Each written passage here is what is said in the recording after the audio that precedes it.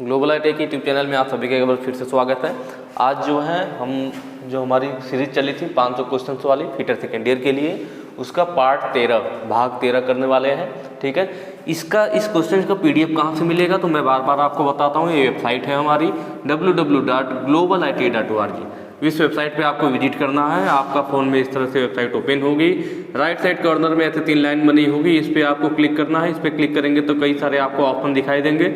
इसमें एक ऑप्शन हिंदी में लिखा होगा कोर्स, आपको कोर्स पे क्लिक कर लेना है। जब कोर्स पे क्लिक करेंगे तो आगे और भी ऑप्शन आपको दिखेंगे, जिसमें फिटर फर्स्ट ईयर और फिटर सेकेंड ईयर लिखा होगा। तो आप सेकेंड ईयर पे क्लिक कर लेना और आपको नीचे जो है आज के जो पीडीएफ है प्लस इसके पहले के जो पार्ट कराए गए हैं पार्ट 12 तक का, वो भी पीडीएफ आसानी से वहाँ से आप डाउनलोड कर पाएंगे। बाकी छोटा सा एक और भी इंफॉर्मेशन था, मैं आपको बता देता हूँ यहाँ पे। पहला चीज़ है कि हमारा टेलीग्राम ग्रुप भी है ग्लोबल आईटीआई के नाम से। 1-2 फर्जी ग्रुप भी बने हुए हैं, आप सर्च करेंगे तो 1000-2000 सब्सक्राइबर वाले मिल जाएंगे। बट जो हमारे ग्लोबल आईटीआई का है वो उस पर लगभग 21,000 सब्सक्राइबर हो चुके हैं। कितने? 21,000, 20,000 प्लस सब्सक्राइबर है। वो हमारा ओरिजिनल वाला है। तो आप वहाँ पे ग्लोबल आईटीआई टेलीग्राम पे सर्च कीजिए और वहाँ पे आप ज्वाइन कर सकते हैं। दूसरी चीज़ है आईटीआई की न्यूज़ के लिए जो हमारा दूसरा चैनल है आईटीआई यूथ के नाम से। ठीक है, यूट्यूब में आप सर्च करना आईटीआई यूथ, इस पे भी हम छोटी मोटी इन्फॉर्मेशन देते रहते हैं। अगर आप चाहते हैं कि आपके आईटीआई से रिलेटेड कोई भी इन्फॉर्मेशन मिस ना हो तो आप हर जगह हमसे जुड़ी रहिए। कोई भी छोटी से छोटी बड़ी से बड़ी जानकारी कुछ भी मिस नहीं होगा आपको। हम किसी न किसी चैनल पे हर एक छोटी मोटी अपडेट करते रहते हैं। तीसरी चीज़ है पीडीएफ और स्टडी मटेरियल के लिए, तो आपको मालूम है हमारा ये वेबसाइट globalit.org, यहाँ पे आपको जो भी स्टडी मटेरियल है पीडीएफ वगैरह सारे मिलते रहते हैं, डेली अपडेट होता है। तो आप हमेशा चेक कीजिए, आपके लिए फायदेमंद रहेगा। चौथी चीज़ है, एक नया चीज़ है ऑडियो द्वारा आईटीआई की अपडेट के लिए नया है एक खबरी ऐप है। किस नाम से? खबरी ऐप। इस पर जो वीडियो नहीं होता है, जो भी इन्फॉर्मेशन होता है आप उसे सुन सकते हैं। ठीक है, डिस्क्रिप्शन में इसका हम लिंक दे देंगे, वहाँ से आप आसानी से डाउनलोड कर सकते हैं, या तो प्ले स्टोर पे भी कर सकते हैं। आप डिस्क्रिप्शन से करना तो आप सीधे ज्वाइन हो जाएंगे यहाँ पे। इस पर क्या है कि ऑडियो होता है, वीडियो नहीं होता है इसमें, सिर्फ ऑडियो के द्वारा आप सुन सकते हैं जो भी इन्फॉर्मेशन होगी। उसमें क्या होता है कि काफ़ी आसानी होती है, हमें कहीं भी रहते हैं कुछ न्यूज़ हमें पता चले तो तुरंत हमने 2 मिनट के लिए एक ऑडियो क्लिप बनाया और उस पर डाल दिया, तो आप आसानी से उसे सुन पाएंगे और समझ पाएंगे। ठीक है, चलिए क्वेश्चन को स्टार्ट करेंगे हम। पहला क्वेश्चन है हमारा, पेंट बनाने में किस धातु का उपयोग किया जाता है? क्या बनाने में? पेंट। पेंट क्या चीज़ होती है? तो जंग से सुरक्षा के लिए जो है हम पेंट यूज करते हैं, पेंट लगाते हैं किसी भी धातु वगैरह पे। तो पेंट बनाने के लिए हम क्या करते हैं, जो हमारा प्राइमर होता है, प्राइमर में रेड लेड मिलाया जाता है, तो वह एक अच्छा धातु से सुरक्षा करने वाला परत बनाता है। क्या करते हैं? प्राइमर में रेड लेड मिलाते हैं, लाल शीशा कहने का मतलब है रेड लेड, लाल शीशा। तो वही पूछा है कि क्या मिलाया जाता है पेंट बनाने। तो आपको मालूम है पेंट बनाने के लिए हम क्या प्राइमर में मिलाते हैं? रेड लेड मिलाते हैं। तो यहाँ पे देखा है रेड लेड तो नहीं है, लेड लिखा हुआ, लेड मतलब शीशा। तो यही धातु होती है जो कि मिलाया जाता है। तो ऑप्शन बी हमारा सही हो जाएगा। ठीक है, नेक्स्ट क्वेश्चन पे चलेंगे। अगला है, किस प्रकार की बेल्ट ड्राइव में ड्रिवन शाफ्ट ड्राइव शाफ्ट के विपरीत घूमता है? आपने पढ़ा होगा जो पावर ट्रांसमिशन वाला चैप्टर है, जिन लोगों ने पेड कोर्सेज ज्वाइन कर रखा है उन्हें तो अच्छे से क्वेश्चन आएंगे, बिल्कुल आसानी से सॉल्व कर लेंगे, मुझे पूरा यकीन है। ठीक है, ये होता है हमारा 2 पुली होती है। जो पुली घूमती है मेन पावर के द्वारा उसे ड्राइवर पुली कहते हैं, ड्राइवर। और जो इस पुली के द्वारा घूमेगा उसे ड्रिवन कहते हैं। ठीक है, तो ये ड्राइवर पुली होगी, ड्रिवन पुली होगी। कह रहा है क्वेश्चन में कि कौन सा बेल्ट ड्राइव होगा, तो हमारी जो ड्रिवन शाफ्ट है वो ड्राइव शाफ्ट के विपरीत घूमेगी। विपरीत कब घूमती है? तो आपको मालूम होगा, अगर मान लीजिए हम नॉर्मल वाला बेल्ट ड्राइव यूज करते हैं, ओपन बेल्ट ड्राइव, तो इस टाइप से होगा।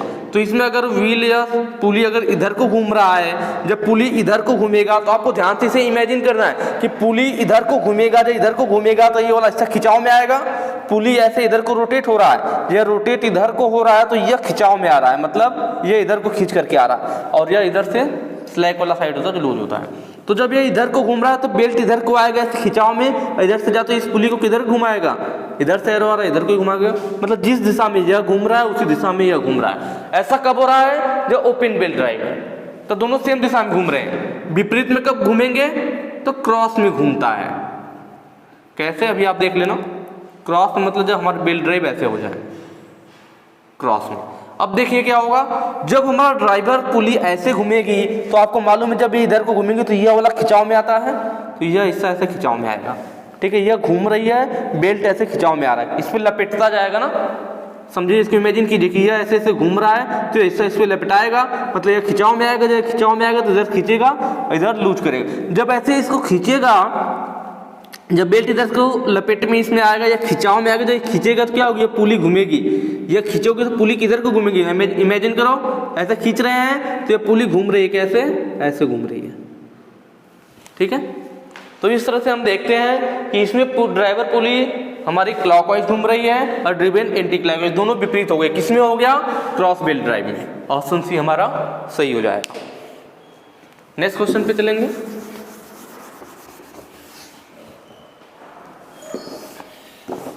अगला कह रहा है बेल्ट फास्टनर का क्या नाम है, फिगर में दिखाया गया है, पूछ रहा है यह कौन सा बेल्ट फास्टनर है।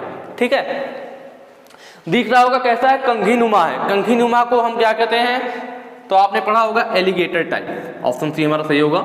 आपके कई सारे फास्टनर होते हैं, बेल्ट फास्टनर। बेल्ट फास्टनर मतलब जो बेल्ट मतलब पट्टा, जो पट्टा हमारा, जो बेल्ट हमारा चढ़ाया जाता है तो इसके सिरे को जोड़ा जाता है ना, बेल्ट ऐसे होता है तो इन दो सिरों को आपस में चढ़ा करके जोड़ते हैं। तो इन बेल्ट को आपस में जोड़ने के लिए हम जो फास्टनर यूज करते हैं, फास्टनर मतलब बंधक, बेल्ट फास्टनर, बेल्ट को बांधने वाला। तो उसी बंधक को पूछ रहा है, अलग अलग टाइप के, वायर टाइप के, लगेरला टाइप के, एलिगेटर, क्रिसेंट प्लेट। ठीक है, तो ये हमारे अलग अलग टाइप के फास्टनर होते हैं। तो यह कौन सा फास्टनर है, तो ये एलिगेटर टाइप का है। कंघी नुमा जो होता है कंघी टाइप का, यह क्या होता है, इसके अंदर चला जाता है और फिर ये जो पिन होती है, पिन को इसके अंदर डाल देते हैं और ये बंद हो जाती है। ठीक है, तो ऑप्शन सी हमारा सही हो जाएगा, एलिगेटर टाइप। नेक्स्ट देखेंगे, गियर का प्रकार क्या है। वहां पे दिखा रखा है गियर का फिगर और पूछ रहे हैं कौन सा गियर है। Spur gear. स्पर गियर क्या होता है, स्पर गियर में जो हमारी शाफ्ट होती है वह दोनों शाफ्ट एक दूसरे के पैरेलल होती है, समांतर होती है, उनकी अक्ष एक दूसरे को नहीं काटती है। और जो स्पर गियर होता है उसके दांते उसके एक्सिस के पैरेलल होते हैं, समांतर होते हैं। ये क्वालिटी होती है किसकी, स्पर गियर की। मतलब स्पर गियर के जो शाफ्ट होंगे एक दूसरे के पैरेलल होंगे, समांतर होंगे। समांतर होंगे तो उनकी एक्सिस एक दूसरे को कभी नहीं काटेगी। ठीक है, और उसपे जो गियर भी लगे होते हैं उसके दांते भी उसके एक्सिस के समांतर होते हैं। लेकिन हम इस फिगर में देख रहे हैं कि यह जो गियर लगा हुआ है इसका एक्सिस और यह जो गियर लगा हुआ है इसका एक्सिस दोनों एक दूसरे को यहाँ पे कट कर रहे हैं ना, दोनों एक्सिस एक दूसरे को कट कर रहे हैं, तो स्पर गियर हो ही नहीं सकता, पॉसिबल ही नहीं है। माइटर गियर, तो हाँ हमारा ऑप्शन भी सही होगा, माइटर गियर। माइटर गियर क्यों सही होगा, माइटर गियर जो है हमारा यह बेवल गियर का ही एक रूप है। बेवल गियर क्या होता है, बेवल गियर में दोनों एक्सिस एक दूसरे को काटती है बेवल गियर में, जबकि मैंने बताया स्पर गियर में क्या होता है, दोनों एक्सिस एक दूसरे के पैरेलल रहती हैं। इस पे गियर होगा आपका, इस पे गियर होगा, दोनों की एक्सिस कभी भी नहीं काटती, एक दूसरे के पैरेलल रहती है, तो इस पर गियर कहलाता है। और इस गियर के दांते भी इसके एक्सिस के समांतर, मतलब दांते बिल्कुल ऐसे सीधे होंगे ताकि एक्सिस के समांतर रहे। लेकिन बीवेल गियर में क्या होता है, इनकी एक्सिस एक दूसरे के समांतर नहीं होती, इनकी एक्सिस असमांतर होती है। असमांतर होंगी तो एक्सिस एक दूसरे को काटेंगे, तो वह कहलाएगी बीवेल गियर। इस पे हमारी बीवेल गियर लगा होगा। ठीक है, अगर बीवेल गियर में, बीवेल गियर का मतलब यह है कि दोनों शाफ्टें एक दूसरे को कट करें, मतलब वो एक दूसरे के समांतर ना हो, असमांतर शाफ्ट हो। और अगर इनके बीच का एंगल, बीवेल गियर में अगर बीच का एंगल कितना हो जाए दोनों शाफ्टों के एक्सिस के 90 डिग्री हो जाए तो उसको माइटर गियर कहते हैं। तो यहाँ पे हम देख रहे हैं कि ये जो एक्सिस है, यह एक्सिस है, इन दोनों के बीच में 90 डिग्री का कोण बन रहा है ना। यह एक्सिस इन दोनों के बीच में क्या 90 डिग्री का कोण बन रहा है। अगर 90 डिग्री का कोण बनता है तो वह होती है माइटर गियर। तो बीवेल गियर ही है, लेकिन अगर मैंने बताया बीवेल गियर में असमानता होती है, शाफ्ट एक दूसरे को काटती है, शाफ्ट एक दूसरे को काट रही तो बीवेल गियर है। लेकिन अगर एंगल कम ज्यादा रहेगा तो बीवेल गियर बोलेंगे, अगर एंगल 90 डिग्री हो जाए तो उसको माइटर गियर के नाम से जाना जाता है। नेक्स्ट क्वेश्चन पे चलेंगे।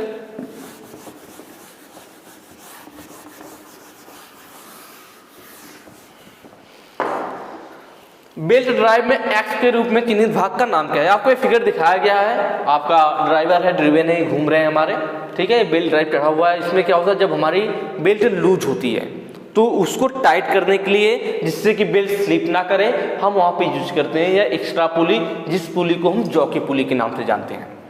ये जो पुली लगाई गई है किस लिए, इसका हम प्रेशर डालेंगे तो ये जो बेल्ट हमारा लूज सा या टाइट हो जाएगा और इस पुली पे स्लिप नहीं करेगा। तो बेल्ट के, और ये किस साइड लगाता है, स्लैक वाली साइड लगाया जाता है, क्योंकि नीचे वाला हिस्सा खिंचाव में है, ये ड्राइवर पुली है, ये इधर को घूम रही है, तो ये बेल्ट इधर को जा रहा है, तो ये नीचे वाला खिंचाव में है, तो ये तनाव में होगा, लेकिन ऊपर लूज होगा। तो जिधर स्लैक साइड, लूज वाले साइड को क्या बोलते हैं, स्लैक, और टेंशन जिधर टाइट होता है उधर टेंशन बोला जाता है, तनाव बोला जाता है। ठीक है, तो जिधर स्लैक साइड होता है, लूज वाला हिस्सा होता है, उधर ही हम यूज करते हैं एक्स्ट्रा पुली, जिस पुली को नाम हम जानते हैं जॉकी पुली के नाम से। कौन सी पुली, जॉकी पुली, या फिर आइडलर पुली भी कहते हैं, आइडलर पुली, जॉकी पुली या आइडलर पुली के नाम से जाना जाता है, जो कि बेल्ट को स्लिप होने से बचाता है, जिससे कि उस पर तनाव अधिक उत्पन्न हो सके। तो यहाँ पे ऑप्शन क्या होगा हमारा, डी सही हो जाएगा, कि वो कौन सी पुली है, जॉकी पुली है। कौन सी साइड यूज की जाती है, स्लैक साइड में यूज की जाती है। नेक्स्ट क्वेश्चन पे चलेंगे। ये चीज जरूर ध्यान रखना कि जॉकी पुली को आइडलर पुली के नाम से भी जानते हैं। आइडलर, आइडलर का आदर्श, आइडियल से ही आइडलर बना हुआ है, आइडलर मैंने लिखा था, आइडलर वह आइडियल से ही बना हुआ है, आदर्श मतलब आदर्श पुली।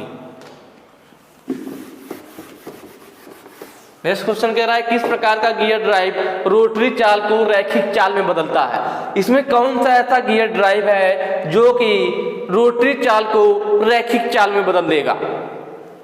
हमने कई बार इसके बारे में बात किया होगा, एक वीडियो में और भी बात हुई होगी कि रैक और पिनियन ऐसा मेथड होता है। पिनियन क्या चीज होती है, तो जो छोटा गियर होता है उसको बोलते हैं पिनियन, और सीधे इससे स्ट्रेट हो और उस पर जो गियर कटा हुआ हो, इस पे अगर दांते कटे हुए हैं तो उसको बोलते हैं रैक।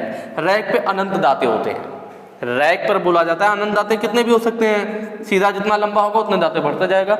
और यह होता है हमारा पिनियन, छोटे गियर को पिनियन बोला जाता है। तो ये गियर है हमारा, इस पे दांते कटे होंगे, इस गियर पे दांते कटे होंगे, इसको बोलते हैं पिनियन। छोटे गियर को पिनियन बोला जाता है, और यह नीचे होगी रैक। अब आप देखिए कह रहा है रोटरी चाल को रैखिक चाल में, अगर मान लीजिए यह गियर घूमेगा, ऐसे रोटेट कर रहा है, इसका दांता फंसेगा इसमें, यह गोल गोल यहीं पे घूमेगा, इसके साथ फिक्स है, यहाँ गियर गोल गोल घूम रहा है, तो जब गियर का घूमेगा तो इसका दांता इसमें फंसेगा और रैक को क्या करेगा, आगे की तरफ धक्का देगा, तो रैक आगे को बढ़ेगी। मतलब यह गियर गोल गोल, यह जो पिनियन है, जो गियर है, यह गोल घूम रहा है, मतलब रोटरी मोशन कर रहा है। पिनियन कैसा मोशन कर रहा है, रोटरी मोशन कर रहा है, रोटरी मोशन कर रहा है। जबकि यह रोटरी मोशन कर रहा है और इसके दांते में संपर्क आके रैक सीधा आगे बढ़ रहा है। जब यह सीधा आगे बढ़ेगा तो सरल रेखी गति होगी, इसीलिए इसको बोलते हैं लीनियर मोशन। लीनियर मोशन मतलब रैखिक गति, मतलब हम रैक और पिनियन की मदद से रोटरी मोशन को लीनियर मोशन में, मतलब घूर्णी गति को रैखिक गति में बदल सकते हैं। या अगर यहीं पे उल्टा हो जाए, हम गियर को न चला के अगर रैक को चलाएं, रैक को धक्का देंगे, रैक सीधे आगे को जाएगी, ऐसे धक्का देंगे या आगे को जाएगी, तो इससे गियर के दांते मिल करके क्या करेंगे, गोल गोल घूमेंगे। तो आप कह सकते हैं कि लीनियर मोशन को रोटरी मोशन में बदलना हो या रोटरी मोशन को लीनियर मोशन में बदलना हो, किसका यूज होगा, रैक और पिनियन का। ऑप्शन सी सही हो जाएगा। ठीक है, नेक्स्ट क्वेश्चन पे चलेंगे।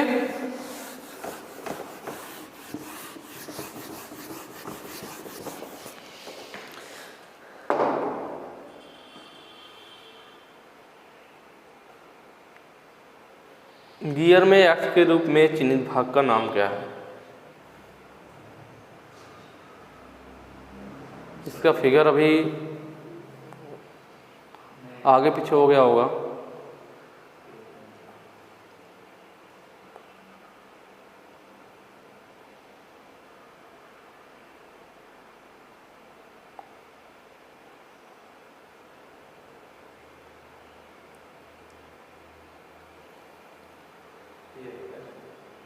नहीं, मैंने देखा था, इसमें था।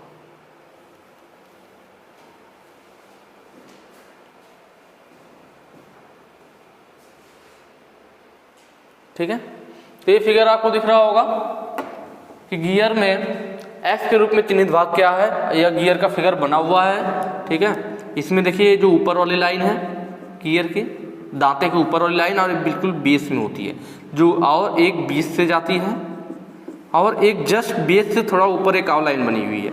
इस तरह से गियर में मेन 4 लाइनें बनती हैं। जो सबसे ऊपर वाले दांते से होते हुए लाइन जाती है वह होती है अडेंडम। क्या होता है? Addendum circle. और जो बिल्कुल नीचे होती है वो होती है डिडेंडम सर्कल।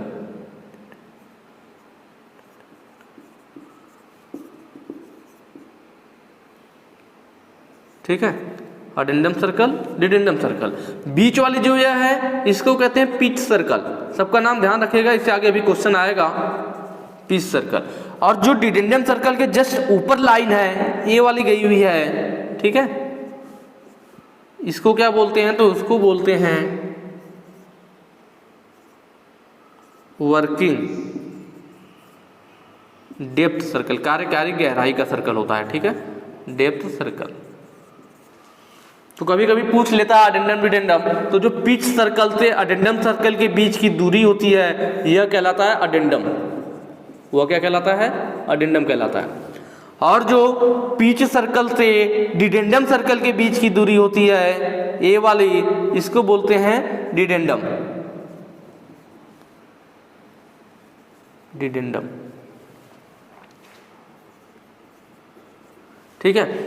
उसके बाद यह वर्किंग डेप्थ सर्कल जो था, यहां से था ना, तो वर्किंग डेप्थ सर्कल से लेकर के अडेंडम सर्कल तक की जो दूरी है ये वाली, अडेंडम सर्कल से वर्किंग डेप्थ सर्कल तक की जो दूरी है वह कहलाता है वर्किंग डेप्थ। कार्यकारी गहराई कितनी है? तो यहाँ तक है, जहाँ तक काम करता है हमारा दांता। थोड़ा सा बीच में जो एक गैप है यह क्या है? तो यही हमारा होता है क्लियरेंस, जिससे कि दांते बचे रहे, क्लियरेंस होता है, ठीक है। तो यहाँ पे पूछ रहा है, इसकी बात कर रहा है। तो यह जो है यहाँ से यहाँ तक ये जो एक्स रूप दिखाया क्या है? तो यह होता है गियर का आधा से ऊपर वाला हिस्सा फेस कहलाता है और नीचे वाला आधा हिस्सा फ्लैंक कहलाता है। तो ऊपर वाला हिस्सा पूछ रहा है क्या है? तो वह है फेस की चौड़ाई, मतलब ऑप्शन डी हमारा सही हो जाएगा, फेस की चौड़ाई।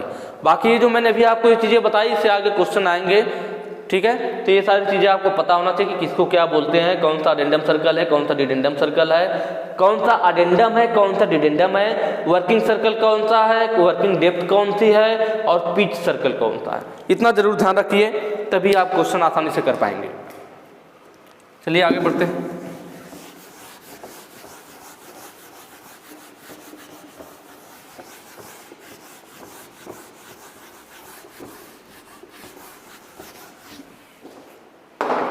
यदि शाफ्ट के बीच की दूरी बहुत कम है तो किस प्रकार की बेल्ट का उपयोग किया जाता है? कि शाफ्ट के बीच की दूरी बहुत कम है, जब दूरी अधिक होती है तो फ्लैट बेल्ट यूज कर लेते हैं। सबसे अधिक दूरी हो तो रोप ड्राइव होती है, बहुत अधिक दूरी के लिए रोप ड्राइव यूज किया जाता है। उससे कम के लिए फ्लैट वाला बेल्ट हम यूज करते हैं, ठीक है। उससे कम दूरी हो तो चेन ड्राइव भी यूज कर लेते हैं, आपका गियर ड्राइव है वो सब यूज किया जाता है।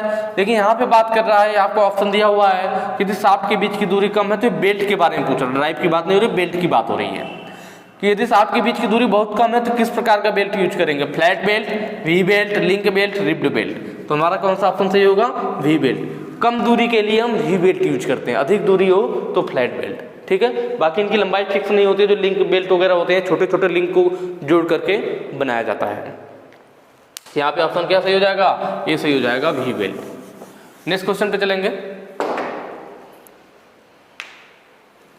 अगला है हमारा, छोटे स्टील वेज को लिफ्टिंग ऑपरेशन में मशीन के नीचे क्यों रखा जाता है? लिफ्टिंग ऑपरेशन मतलब उठाने के लिए। यदि कोई भारी मशीन है उसको हमें उठाना है तो उस मशीन के नीचे हम क्या करते हैं? छोटे स्टील के वेज रख देते हैं। ऐसा क्यों करते हैं? तो ऐसा इसलिए करते हैं ताकि क्रो बार को स्वीकार करने के लिए। कहने का मतलब है, अगर कोई भारी मशीन है, भारी मशीन है हमारी, क्या है? कोई भारी मशीनरी, इसको हमें उठाना है तो क्या नीचे थोड़ी जगह होगी तब ना? मशीन जमीन पे बैठे हुई बेस में, तो नीचे आप हाथ डालने के लिए, जैसे कोई चीज होता है नीचे से पकड़ना हो तो थोड़ा सा अगर उठा हुआ हो तो आसानी से आप हाथ डाल के पकड़ लेते हो, पर नीचे जब जगह नहीं, जमीन में बैठा होगा तो कैसे आप उठाओगे? तो एक आती है क्रो बार। क्रो बार मतलब एक छड़ होती है इस टाइप से, ठीक है। एक हिस्सा इसका क्या होता है, ऐसे सीधा ही होता है और एक मुड़ा हुआ भी होता है। ठीक है, तो हम क्या करते हैं, क्रो बार की मदद से जो मुड़ा वाला हिस्सा होता है इसको मशीन के नीचे लगाते हैं और दबा देते हैं। मुड़ा हुआ हिस्सा ऐसा मशीन के नीचे डालेंगे, फिर इस क्रो बार को दबाएंगे तो मशीन आसानी से उड़ जाएगी। तो इसके नीचे क्रो बार जा सके इसके लिए हम क्या करते हैं, मशीन जब भी रखते हैं तो उसके नीचे छोटे स्टील के वेज रख देते हैं। मशीन के नीचे चार साइड छोटे छोटे स्टील की वेज रख देंगे तो क्या होगा, नीचे गैप बना रहेगा ताकि आप क्रो बार को आसानी से लगा करके उसे उठा सको। तो वही कह रहा है कि क्रो बार स्वीकार करने के लिए छोटे छोटे स्टील वेज मशीन के नीचे लगाए जाते हैं। क्रो बार मतलब एक छड़ है आपकी इस टाइप की जिसकी मदद से मशीन को उठाते हैं।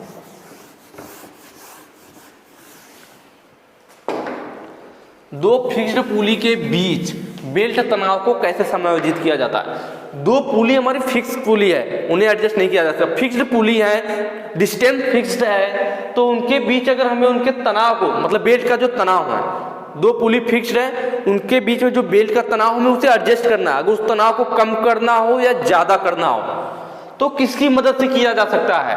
तो यहाँ पे ऑप्शन बी आप देख रहे होंगे, आदर्श पुल्ली को फिक्स करके। आदर्श पुली मतलब मैंने बताया था आइडलर पुली।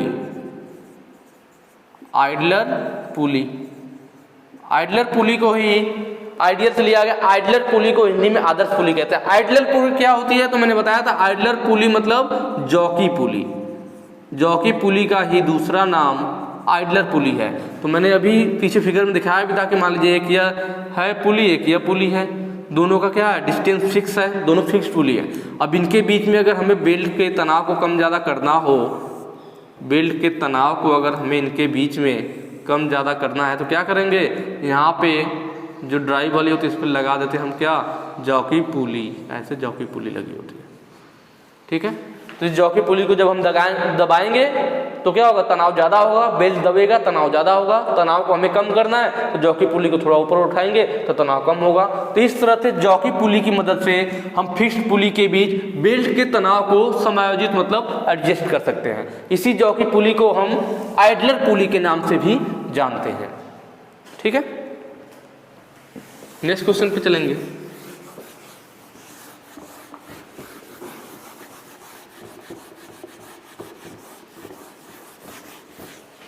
अगला क्वेश्चन कह रहा है, पावर ट्रांसमिशन में वर्टिकल बेल्ट ड्राइव का इस्तेमाल क्यों नहीं करना चाहिए। कि जब भी हम पावर ट्रांसमिशन करते हैं, पावर को ट्रांसमिट करते हैं तो वर्टिकल बेल्ट ड्राइव, आपने देखा होगा कभी भी मशीनें होती हैं तो दो मशीनें ज्यादातर शाफ्ट आप देखोगे सब हॉरिजॉन्टल में होता है, बेल्ट एक दूसरे पर चढ़ा हुआ होता है और पावर ट्रांसमिट हो रहा होता है। तो कौन से सिचुएशन में होता है, कौन से पोजीशन में होता है, हॉरिजॉन्टल में होता है। वर्टिकल बहुत ही रेयर केस में देखने को मिलता है और हम वर्टिकल यूज भी नहीं करते हैं। उसका रीजन क्या है, तो उसका रीजन है ऑप्शन सी जो आपको यहाँ पे दिखाई दे रहा होगा, गुरुत्वाकर्षण खिंचाव, खिंचवा लिखा हुआ है, सॉरी खिंचाव रहेगा, गुरुत्वाकर्षण खिंचाव और फिसलन के कारण कि जो ग्रेविटी है, अगर हम बेल्ट ड्राइव वर्टिकल में यूज करना चाहे पावर ट्रांसमिट करने के लिए तो क्या होगा, जो वर्टिकल में होगा तो यहाँ पे गुरुत्वाकर्षण खिंचाव लगेगा और जिसकी वजह से फिसलन होगी, बेल्ट स्लिप करेगा ज़्यादा। तो बेल्ट स्लिप ना करे, गुरुत्वाकर्षण खिंचाव से बचने के लिए ही हम ज़्यादातर जो पावर ट्रांसमिट होता है वो हॉरिजॉन्टल स्थिति में करते हैं, वर्टिकल में नहीं करते हैं। तो ऑप्शन सी सही हो जाएगा कि पावर ट्रांसमिटर हम वर्टिकल में क्यों नहीं करते हैं।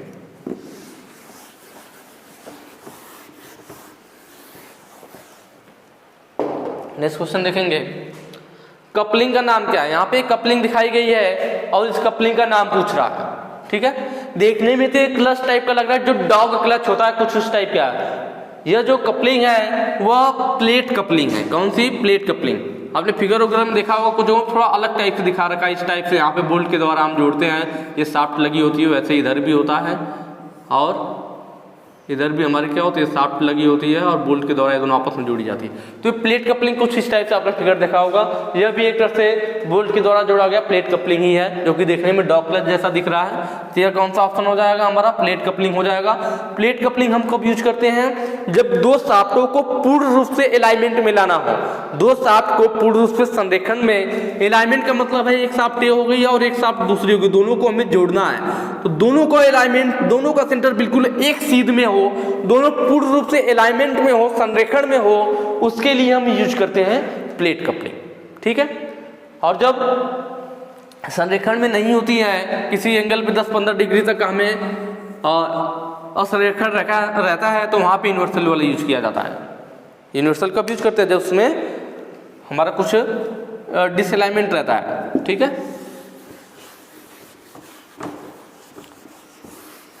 नेक्स्ट क्वेश्चन देखेंगे।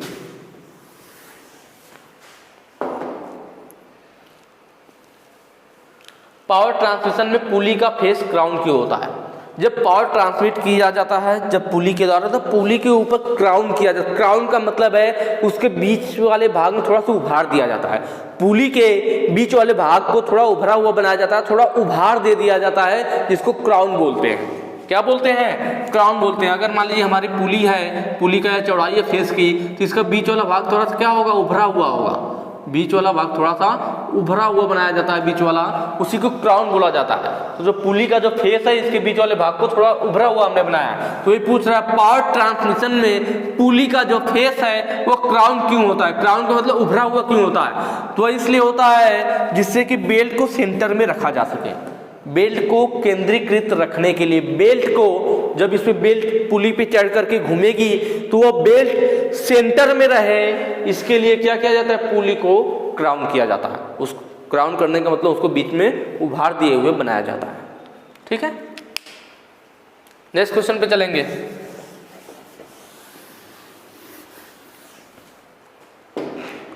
विनिर्माण के दौरान की गई गतिविधियों का कौन सा आलेखी प्रतिनिधित्व है? ठीक है।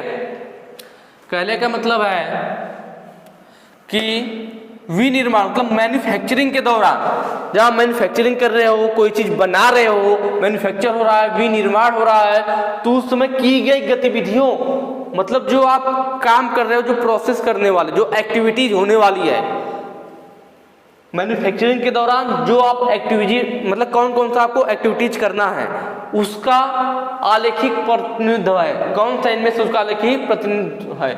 आलेखी का मतलब है जियोग्राफिकल रिप्रेजेंटेशन।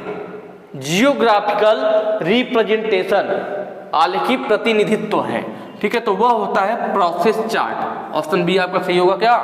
प्रक्रिया चार्ट को प्रोसेस चार्ट बोलते हैं। प्रोसेस चार्ट में दिखाया गया होता है कि पहले आपको ड्रिल करना है, रिमिंग करना है, जो भी प्रोसेस करने हैं, तो वो प्रोसेस चार्ट में नाम ही है इसका ना, प्रक्रिया चार्ट, जिसको इंग्लिश में बोलते हैं प्रोसेस चार्ट। क्या बोलते हैं? प्रोसेस चार्ट, जिसमें दिखाया जाता है कि हमें किसके बाद कौन सा प्रोसेस करना है।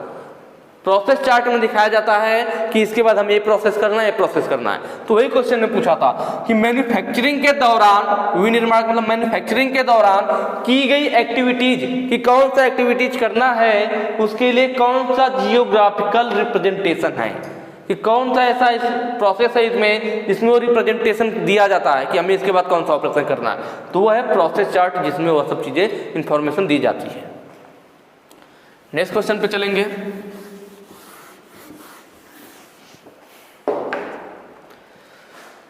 फास्ट और लूज पुली, यहां लूज लिख दिया है, लूज होना चाहिए था।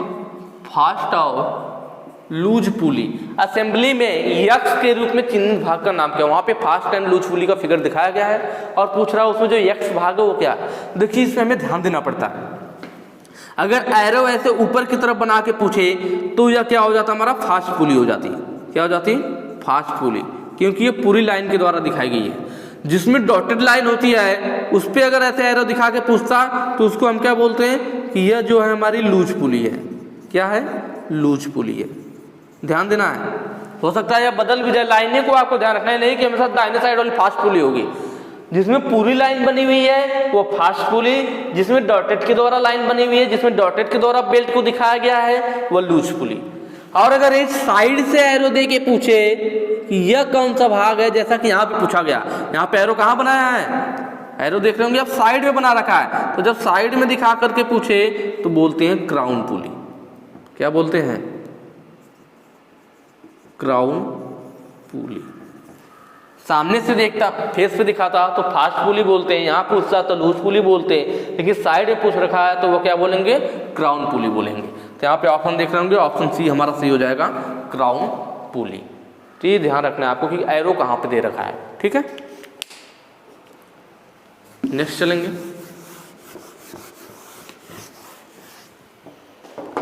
अगला क्वेश्चन है, अल्प रिलेटिव मूवमेंट के लिए किस कपलिंग का उपयोग किया जाता है।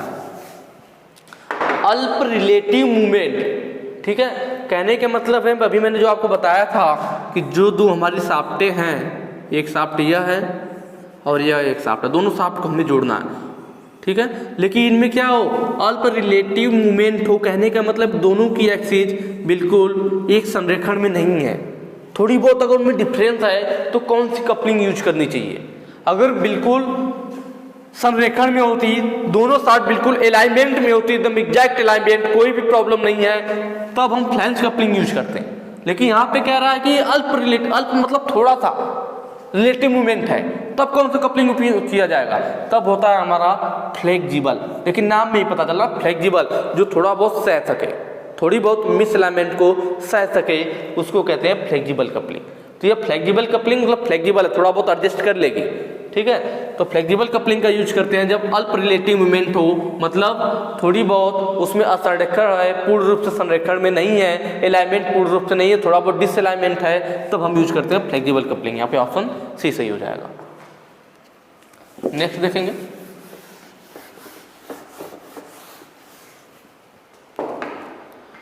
दो मैटिंग गियर पर काल्पनिक सर्कल कौन सा है। दो मैटिंग गियर पर काल्पनिक सर्कल कौन सा है। मैटिंग गियर मतलब दो मिलने वाले गियर, जब दोनों गियर मिलते हैं तो उनमें एक काल्पनिक सर्कल बनता है, वो कौन सा होता है, ठीक है। अभी मैंने पीछे आपको बताया भी था कि मान लीजिए अगर यह एक गियर है, इसके दांते हैं, और दूसरा एक गियर है, जो ये दोनों गियर आपस में मिल रहे हैं, ठीक है, दोनों गियर जब आपस में मिलते हैं ना, तो यहाँ पे एक सर्कल बनता है, इनके जो दांते जहाँ पे मिल रहे होते हैं, उस सर्कल को बोलते हैं हम पिच सर्कल। क्या बोलते हैं, पिच सर्कल बोलते हैं। जब दो गियर मिलते हैं, उनके दांते मिलते हैं, तो उनके दांते जहाँ जहाँ टच करते हैं उस पॉइंट को मिलाने पर एक सर्कल बन जाता है। जब दांते आपस में मिल करके चलते हैं दोनों गियर के, जहाँ जहाँ पर टच करते हैं उस पॉइंटों को मिलाया जाए तो एक सर्कल बनता है। उस सर्कल को किस नाम से जानते हैं, पिच सर्कल के नाम से जानते हैं। अभी हमने पीछे देखा भी था कि अगर हमारे दांते ऐसे बने हुए थे तो ऊपर वाला क्या था, हमने पढ़ा था कि जो ऊपर वाला सर्कल था वह अडेंडम सर्कल था, नीचे वाला डिडेंडम सर्कल था, जो बीच से जा रहा था वही दांतों का, वही हमारा क्या था, पिच सर्कल था, ठीक है। तो यहाँ पे ऑप्शन कौन सा सही हो जाएगा, ऑप्शन बी हमारा सही हो जाएगा। जो डिडेंडम सर्कल होता है बिल्कुल नीचे वाला डिडेंडम सर्कल, इसी को हम रूट सर्कल के नाम से भी जानते हैं। डिडेंडम सर्कल को रूट, क्योंकि बेसिक वाला ना जड़ वाला है, बिल्कुल नीचे वाला है, तो डिडेंडम सर्कल कहिए या रूट का मतलब भी जड़ हो गया, तो रूट सर्कल या डिडेंडम सर्कल एक ही बात है। तो यहाँ पे काल्पनिक की बात हुई तो पिच सर्कल हमारा सही हो जाएगा।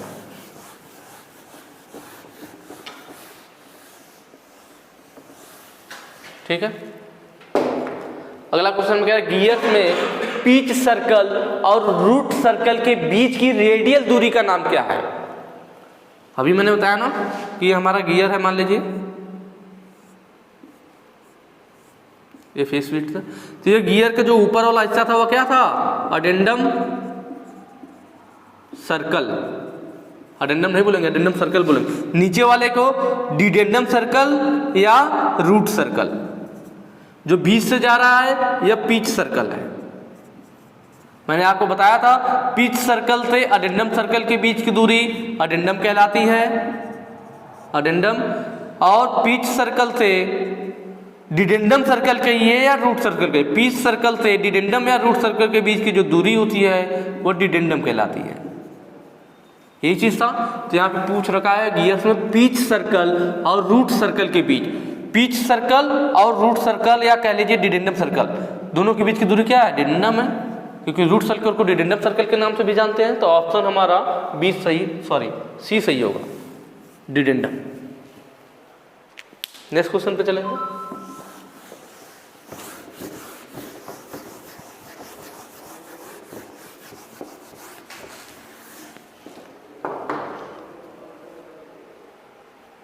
ज्यादा हो गया क्या?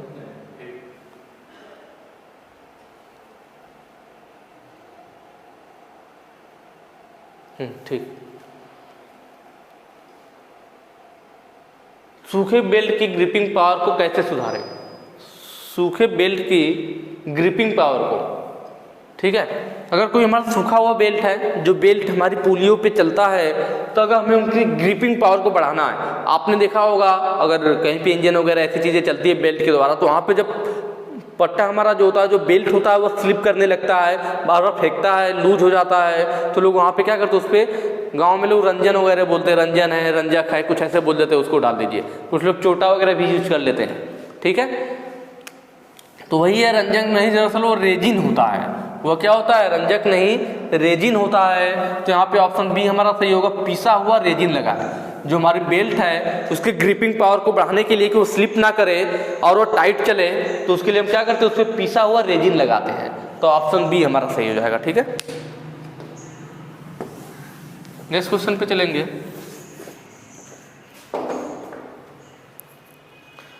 लास्ट क्वेश्चन है हमारे इस चैप्टर का।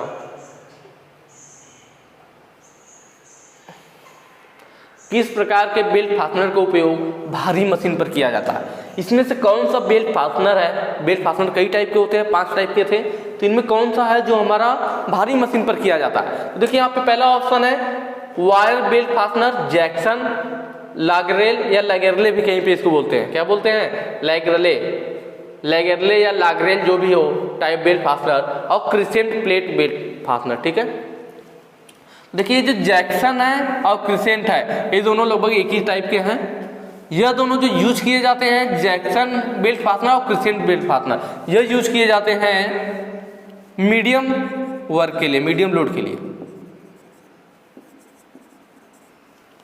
मीडियम वर्क के लिए, ठीक है। जो वायर बेल्ट फास्टनर है या लाइट वर्क के लिए, लाइट ड्यूटी, हल्के कामों के लिए,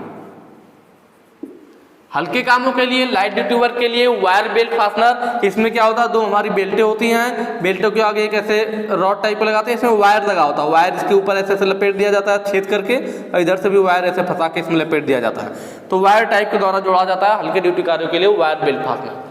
जैक्सन और क्रिसेंट प्लेट बेल्ट फास्टनर होते हैं मीडियम लोड के लिए।